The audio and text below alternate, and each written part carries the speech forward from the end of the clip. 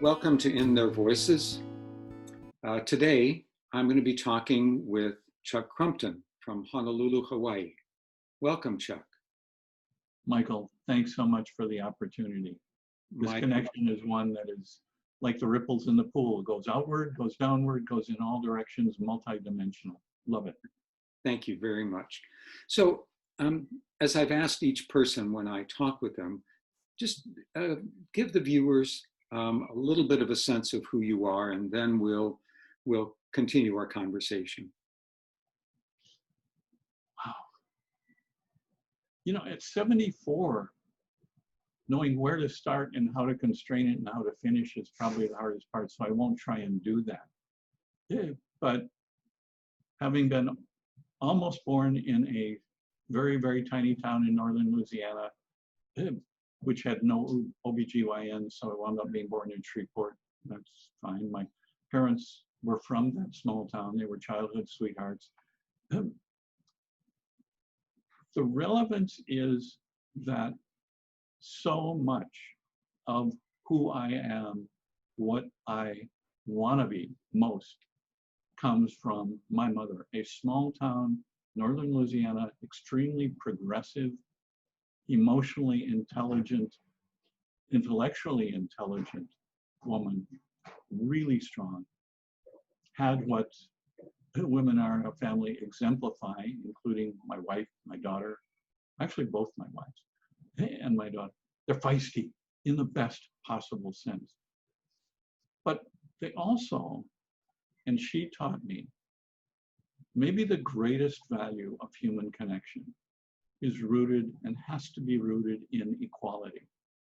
And I really strive for that in mediation, in my work, in my personal life, in our connection as friends and as colleagues. It makes me what I am. And my daughter has succeeded my mother as the dominant XX chromosome advisor and guide in my life, with no disrespect to either my first or my current wife, whom I love dearly and we're all still close. But she has a strength and an insight and a courage that combines with candor that I think we strive for in mediation, but it's very, very difficult to achieve because we have to balance that with being audience conscious, with being diplomatic enough to invite people rather than to drag people. So that's the thumbnail. Thanks, Chuck. What you just said, I would like to follow up with something, because you mentioned that so much of your values, your beliefs, the part of you that's sort of the core, comes through your mother and her influence on you.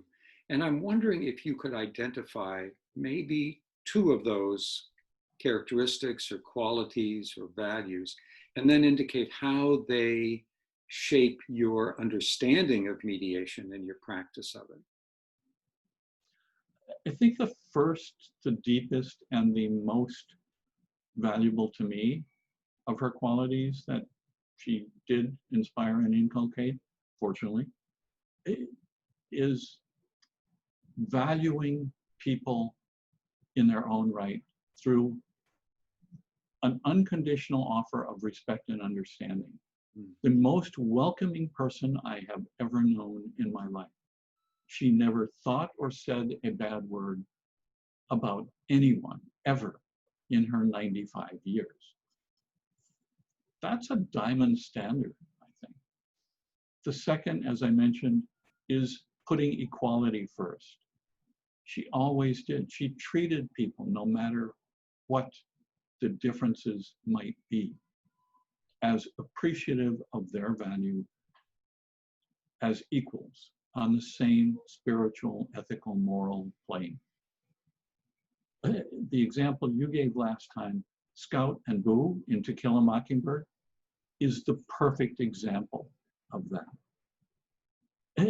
Children are able to see into each other's hearts and minds and spirits, and not be put off or afraid of differences, but to actually welcome them and explore them. They have what we might call, and what we try to bring to mediation and conflict resolution, kind of a salad bowl perspective of people. They're not a melting pot. We're not trying to homogenize them. We are trying to respect, understand, and value their differences. And also to do that in ways that make that respect and understanding so sincere that the value for those people is as equals.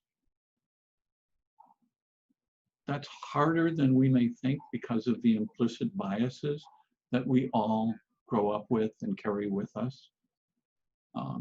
Emmanuel Acho, former NFL linebacker, in a couple of recent YouTube videos called Uncomfortable Conversations with a Black Man, and I commend them highly.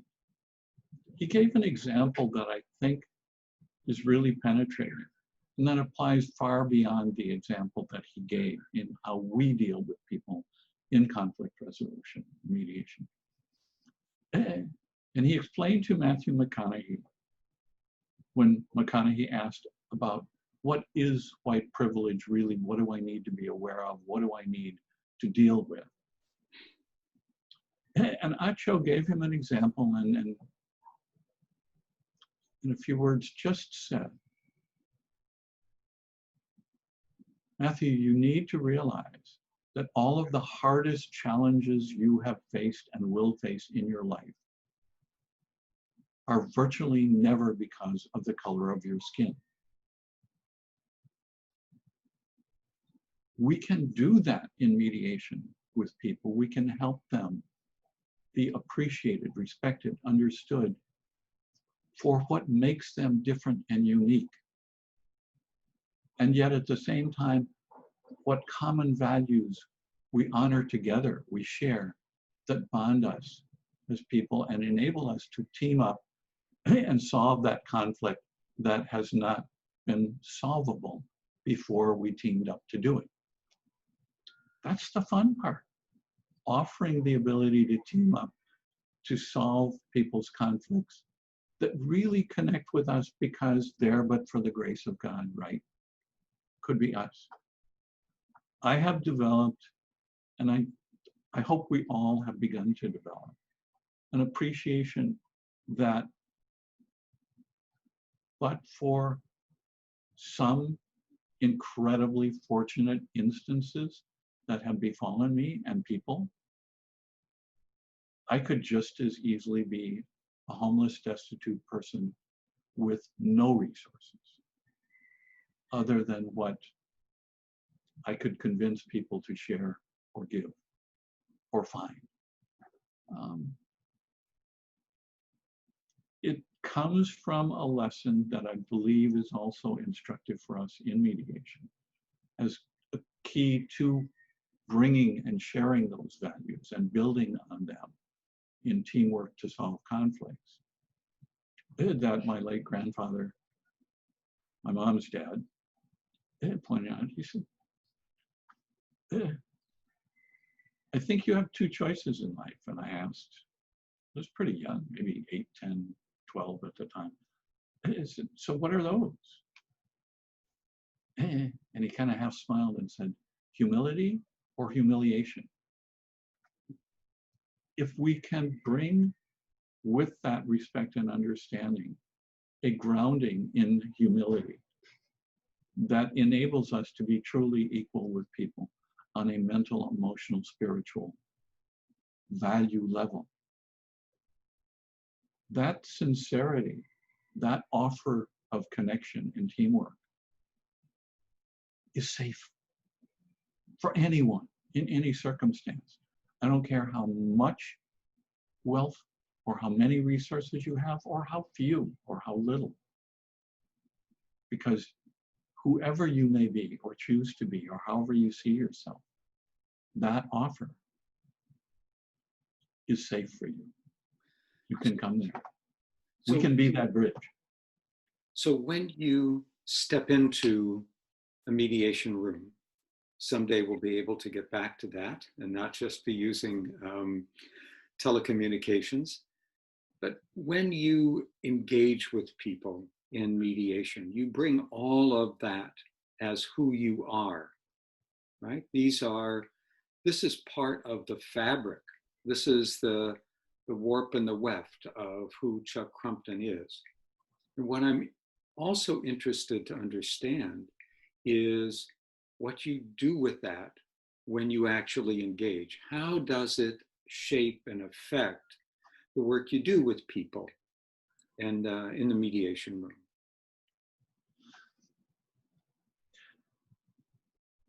I think, Michael, maybe the most direct way to say it is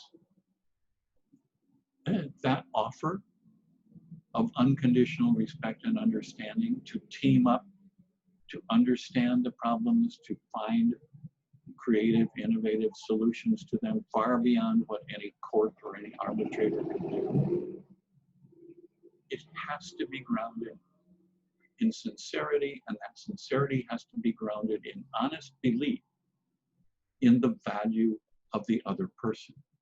So we all know about power-based negotiations and rights-based negotiations and interest-based negotiations.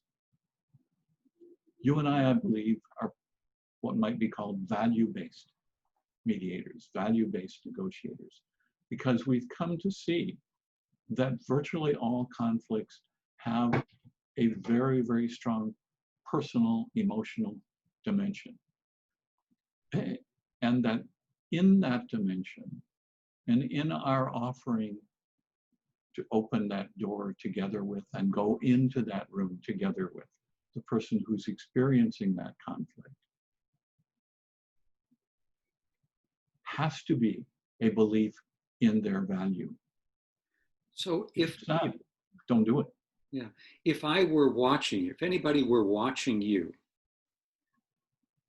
can you describe one behavior or one way in which you engage with people that would be a reflection of those values? Yeah, I don't think I can limit it to one, but I think there are some that kind of leap out. The first I've already touched on, the sincerity. Pets know it. Of course, people are going to know it. So if you don't bring sincerity into the room, don't go there. You want to just carry numbers back and forth, messages back and forth, offers back and forth, fine, do that. I don't know that that has any real value. People can do that by email or however. The second thing, I think you have to bring that humility into the room, and that has to also be sincere. It has to be belief-based. It has to be not just how you see the other person, but how you see yourself. I come to learn. Mediation for me is a shared learning experience. If we can learn what it is in each of those people and the organizations that they're associated with that might have access to resources and relationships that might make a solution path that has benefit for all of them. Different benefit, but benefit for all of them. Mutuality. Then we can team up. I will not ask either side, or however many sides there are, to team up with people in another room, unless they really seriously offer and are ready for that, and I get that. But that's rare. It's not usually a wise path or choice. But I can offer that to each room. And as the mediator, I can offer a bridge that at the end of it, I can take myself off of because the bridge becomes their agreement. I'm not distant from the bridge because I consider it as a mediator an equal part of my responsibility if we can work together to get to a solution, to an agreement. It is equally my responsibility to do everything I can to make sure it's enforced as intended and meant. And so two conditions I require in any mediated settlement that I'm part of is number one, this is a final and binding and enforceable agreement, notwithstanding that further performance and documentation are contemplated. So no, you can't change your mind tomorrow. You can't change your mind in the course of doing documents. You can't put other things in there that were not agreed to and are inconsistent with it.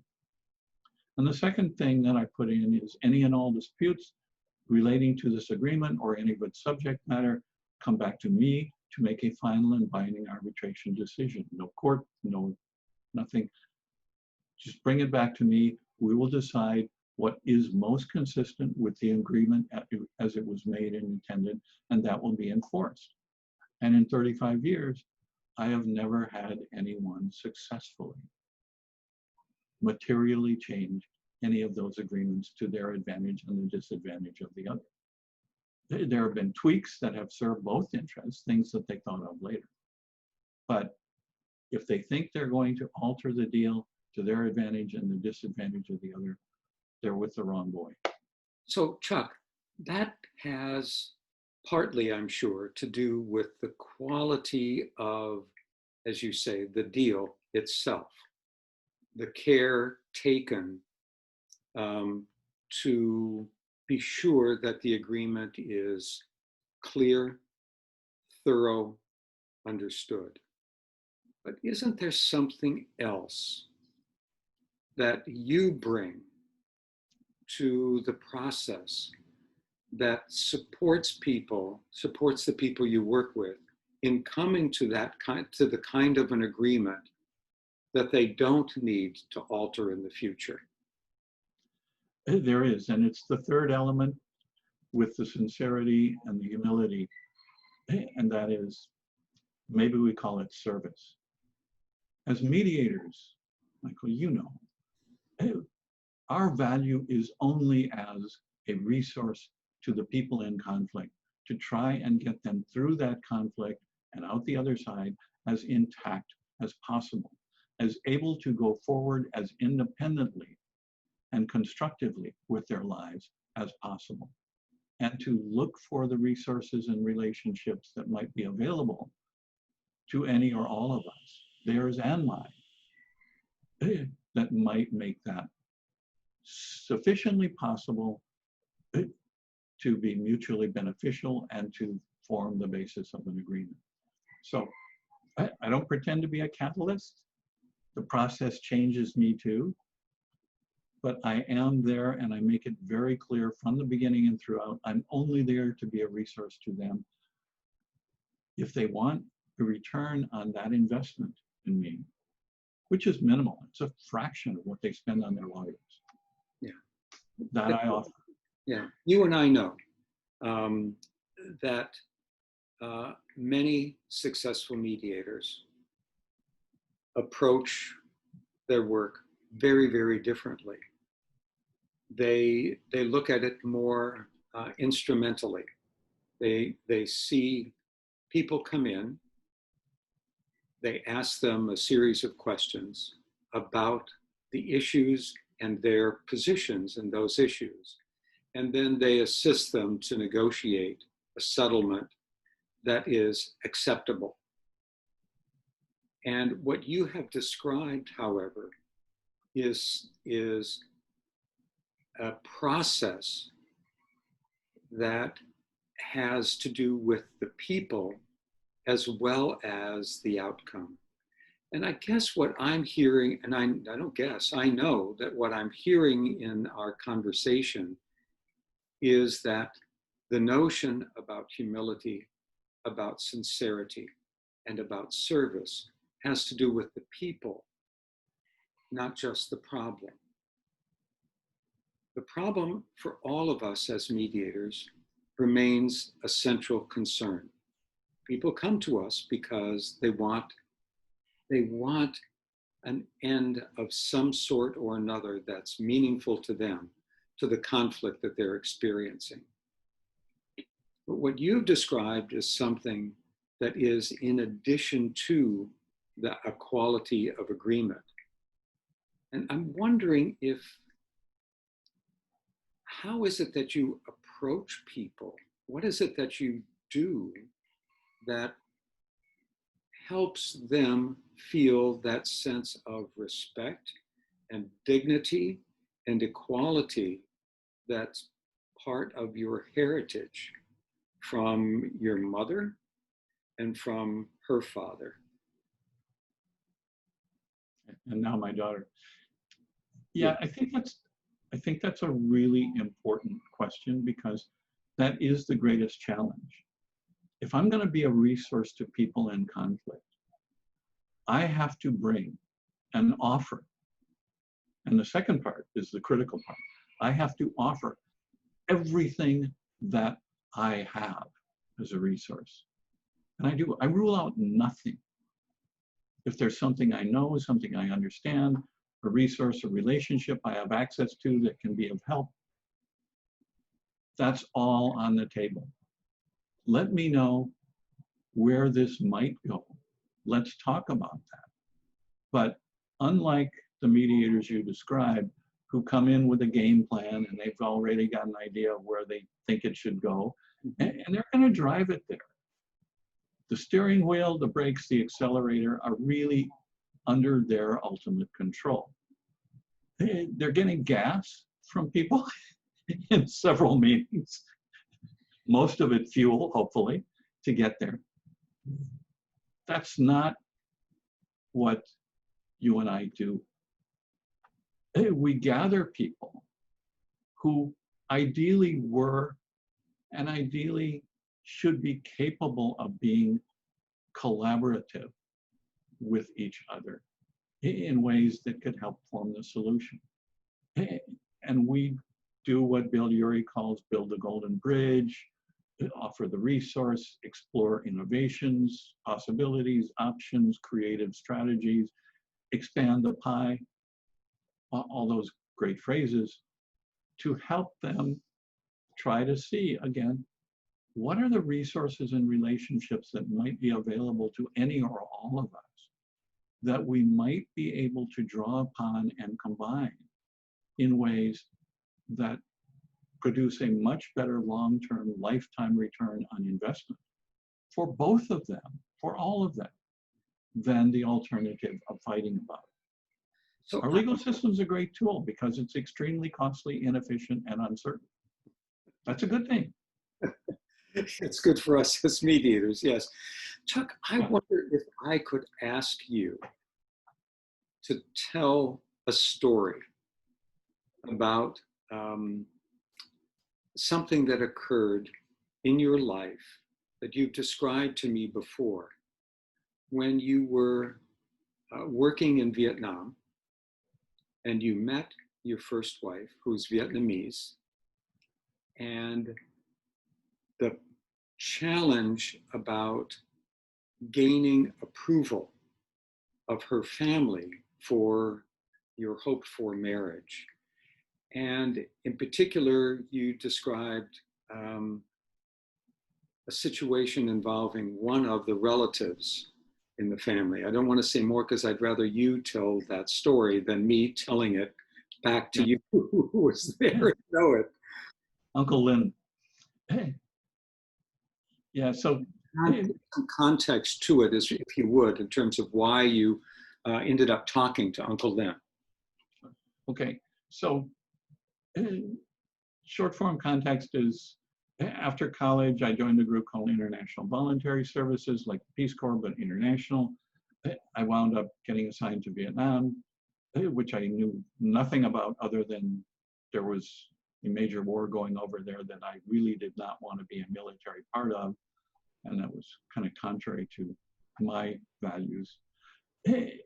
So the French teacher in that school was from Hue, the old citadel, imperial citadel capital. And she was actually of the line of the last of the king's families. She was young, single, very attractive, a lovely, lovely person. And so being an American, she was off limits. But as it turned out to be, fortunately, I got hit and run by an American Army truck, which they did to a lot of people in Vietnam. And when I came out of the hospital, my students asked me to help the French teacher because she was going into that same hospital for surgery. but she didn't speak English. So I served as the interpreter and took people in to visit her, and we got to know each other, fell in love, and decided we wanted to take our best shot at convincing the family to allow us to marry, which was a challenge because her father was extremely strict and traditional, and her oldest brother was adamantly of the view that American Vietnamese marriage in 1971, a really, really horrifically bad idea, inappropriate, unwelcome, culturally, politically, everything. So we got,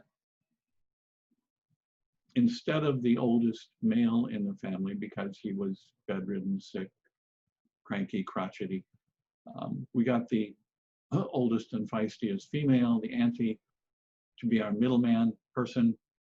And that was helpful. So it kind of leveled the negotiating playing field somewhat, which we all try and do, and I regard as our highest and best duty as mediators, and one of our hardest. So my fiance's father decided, okay, we're kind of a deadlock here. Oldest brother is against it. Everybody else is for it. I'm on the fence. I want to know what my brother thinks. The ill, bedridden, crotchety, cranky one. So I asked his son, who was my good friend, how do I approach him? And he said, you're on your own, bro. He's old, he's ill, he's unhappy. Yeah, good luck. So when I went over, fortunately I spoke Vietnamese pretty well. I'd been there for 3 years. And I introduced myself and I used the right pronouns and language and very deferential and respectful, and it was sincerely so, which has helped ingrain that. And I asked him about the one thing I most wanted to know and didn't know about their family and my fiance. What was it like growing up in Hue in the old imperial citadel in his time? And he launched into stories, and we had a great conversation that went on for hours, and everybody in the family was amazed that he could last that long. And we had more conversations, and that helped open my fiance's father to agreeing to go to the next phase, which said, okay, I want to meet your mom. I want to talk to her. Fortunately, our middleman auntie's oldest daughter was an English major, was fluent. She did the interpretation. That went really, really well. They connected extremely well. And so the hardest negotiation in my life became the greatest learning experience about negotiation and mediation. Still live by it. When you, and I feel the same way listening to you retell that story as I did the first time I heard it, which is that embedded in that story, to me, are all of the values and lessons from your mom.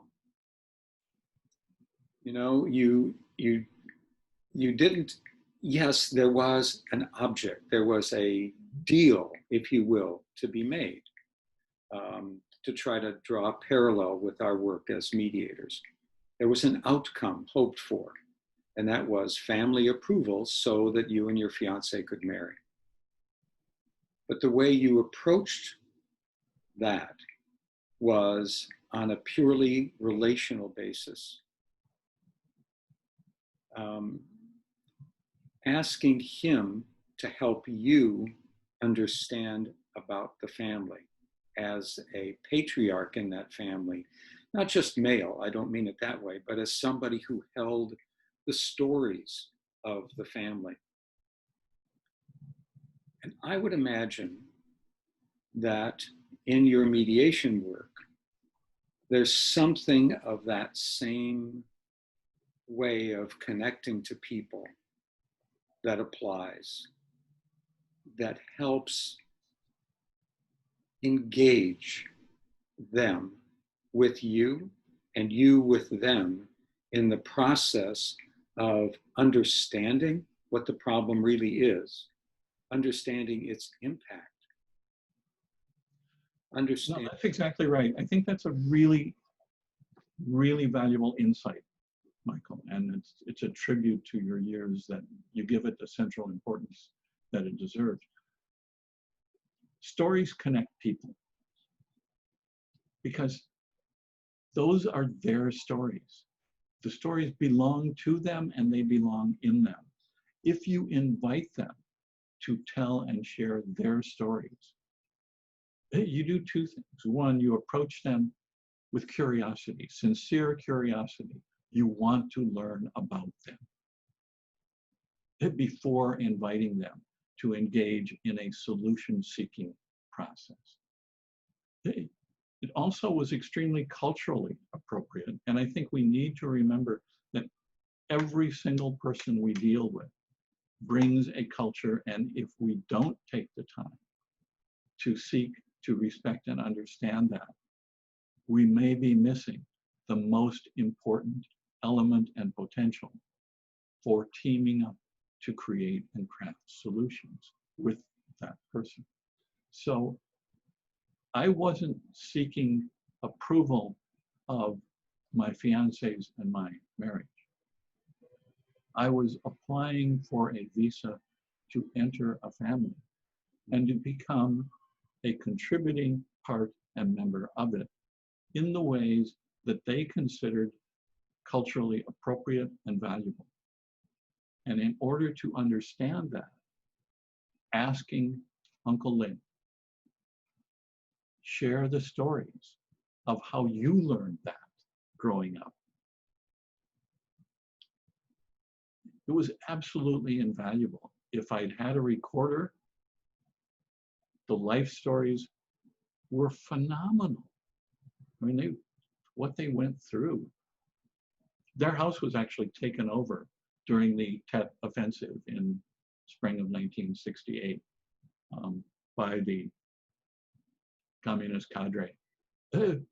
But because they were so independent and so respected in the community, not because they had money or power, they didn't, had none, but because of who they were, and that was known. They got along fine. They were not harmed in any way. They were not threatened in any way. And so I really wanted to know from him, how did you live to build that level of community-wide respect?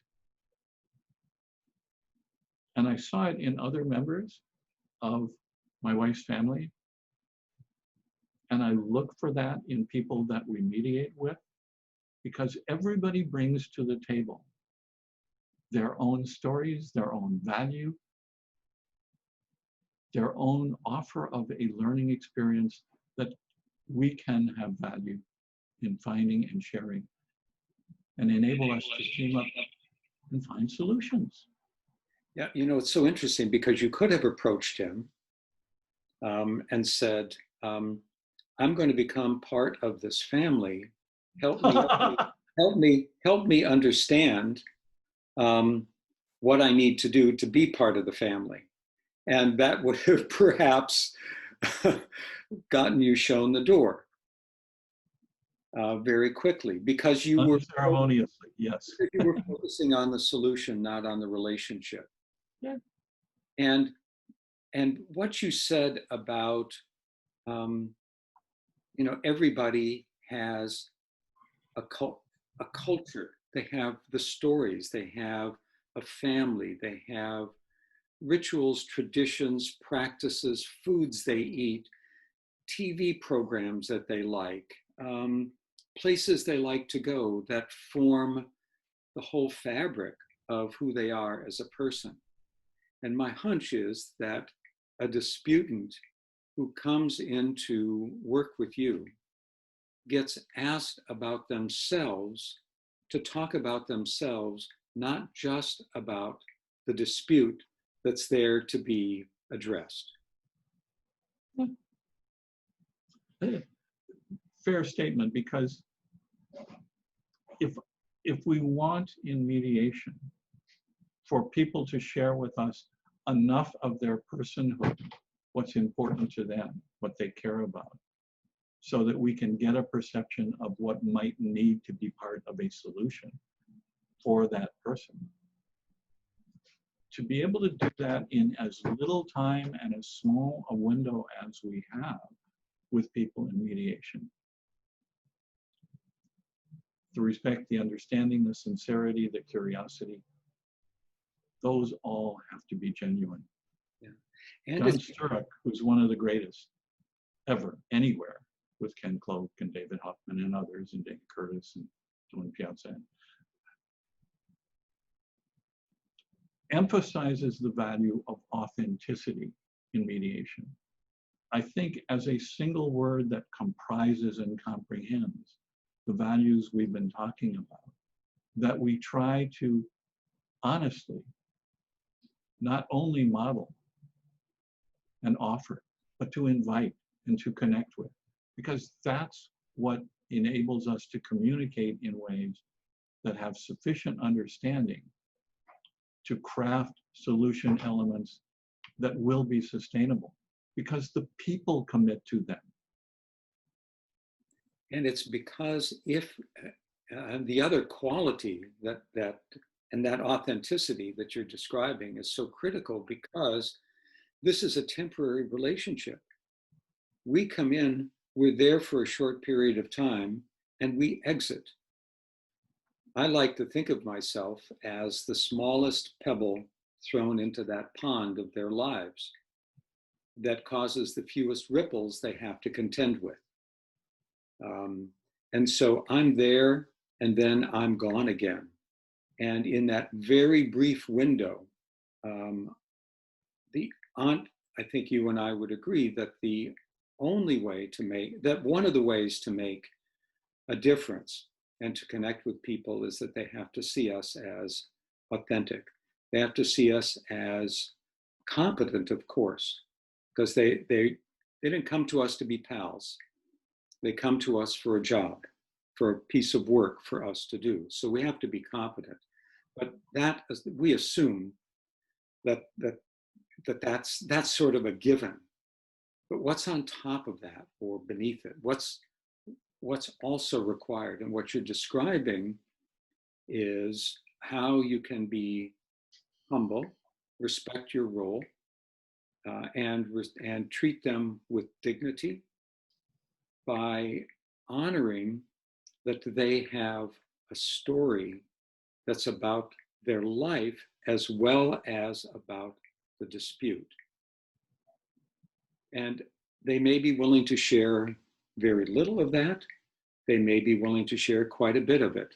Depends on the person, depends on the circumstance. But if we don't ask that, if we're not curious about that, we will never know. And we will lose the opportunity to forge a working relationship that supports them in doing the best they can at finding an answer to that dispute. No, I think that's exactly on the mark, Michael. And it brings to mind an example of exactly that way of humanizing not only the conflict, but the solution elements and possibilities and solution path, and personalizing for the people. That's important too. I had a med mal case with a severely brain damaged child. The diagnosis and treatment were delayed and not timely provided. She wound up having a stroke and being permanently brain damaged. Her single father was a military person. It all landed on him. It was a really tragic situation. His late wife had committed suicide and killed the other daughter in a drowning incident. So it was a really tragic situation just to walk in the room. And the big fight in the litigation context was over what's the value of the life care plan for this child. You know, one side had barely 7 figures and the other side was well into 8 figures. And so they were really far. So we did not want to go there. I didn't want to go there. And in the room, I kind of orchestrated the seating, had the father sit next to me, the 2 attorneys next to him on one side, on my left. I had the 2 military attorneys, the local one and the national one, on my right. And I started it without even an introduction after thanking them for being there. I looked over at the father and said, if we could put together a package, a solution that would offer you and your daughter the best possible chance at lives of as much meaning and value as may be possible, what would that look like? And he broke down, and so I excused the military attorneys, and he regained his composure, told me the story over the next 40 minutes, and it was incredibly moving and visualizable.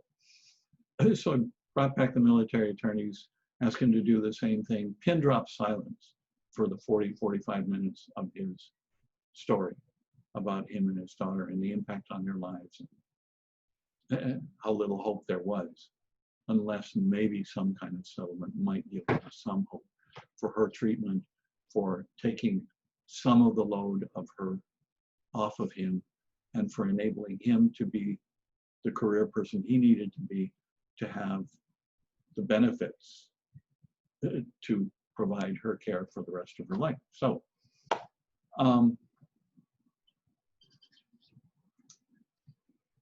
that changed the whole tone and spirit of the communications.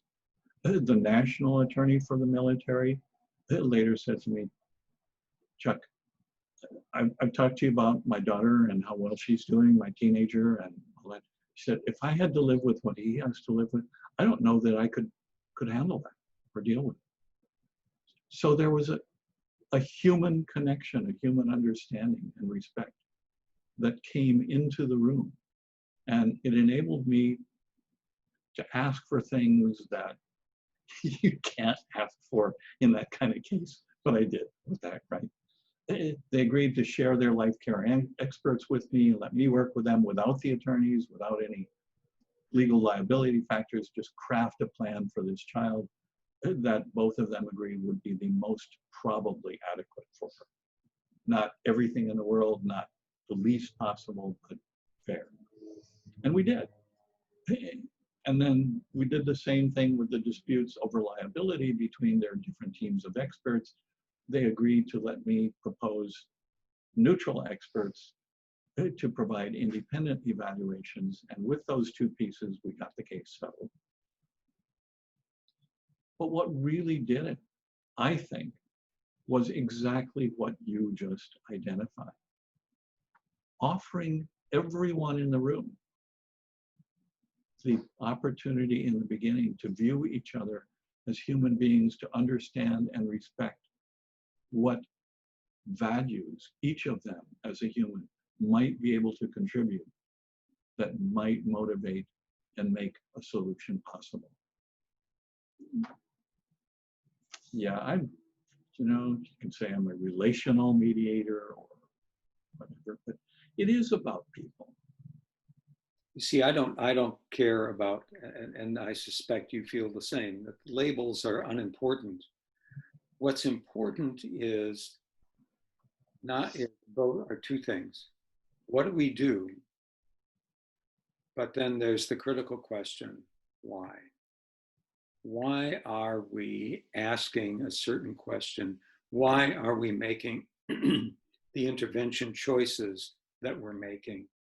Because that's where, and we're nearing the end, unfortunately, of our conversation, but it's really good in a sense because it goes back to where you began with the lessons from your mom about being humble, about treating people with equality and therefore with dignity, and seeing yourself as offering a service, as being available to people. And that story you just told encapsulates all of those things. Yeah, there is one more thing, Michael, and I have to, for the sake of completeness, come back to the equality element.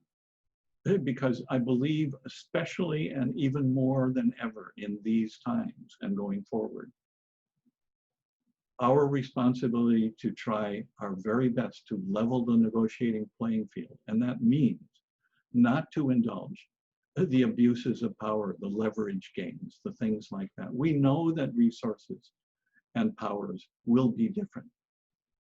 But if we insist on objectively reliable information being developed and exchanged openly, transparently, and if we insist on objective evaluation of the case factually and legally, and we treat people with that respect and understanding as equals, that may be our best chance at reducing the influence of those power abuses and those leverage games, which I think are still our greatest challenge.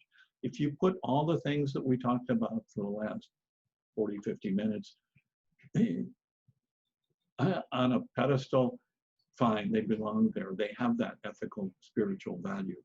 But unless you can take them into reality and level that negotiating playing field and get the power abuses and the leverage and those inequality tactics, strategies, games, perspectives, self-images to the minimum place where they have as little influence as possible, it won't work. So, okay, I did a bunch of plaintiff's work after I did defense work. So insurance companies and government defendants struck me off their list of arbitrators and mediators because he said, oh no, he's too plaintiff oriented.